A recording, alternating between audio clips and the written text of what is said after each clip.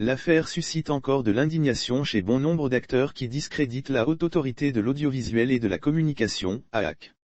Si certains désapprouvent cette décision, inique, de l'institution ayant induit la suspension du journal, The Guardian, d'autres par contre, dénoncent une enquête bâclée faite par l'institution de régulation. C'est le cas de la Ligue des consommateurs togolais qui, à travers une déclaration, invite la HAC à rapporter cette décision qui est loin de respecter les principes du contradictoire. Le 11 octobre 2021, la Haute Autorité de l'Audiovisuel et de la Communication, HAC, a décidé de la suspension du journal, The Guardian, pour une durée de 4 mois, ainsi que la suspension pour la même durée de la carte de presse de son directeur de publication M. Ambroise Conzo.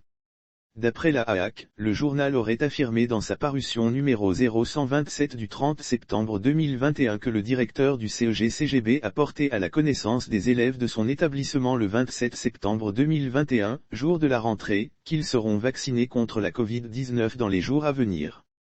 Dans sa décision de suspension, la HAC accuse le journal d'avoir publié des informations qu'elle estime fausses après vérification auprès du directeur du CEG en question ainsi que d'autres responsables d'établissements scolaires de la commune du Golfe 7.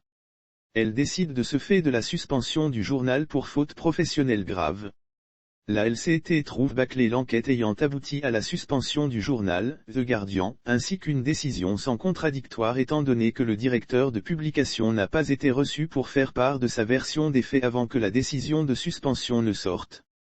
La suspension sur cette base dénote d'un acharnement contre le dit journal et d'une volonté de faire taire une voix qui porte. La Ligue invite la HAC à rapporter cette décision qui est loin de respecter les principes du contradictoire. Elle recommande à la Haute Autorité de reprendre les enquêtes en l'élargissant aux élèves et aux parents d'élèves du dit établissement.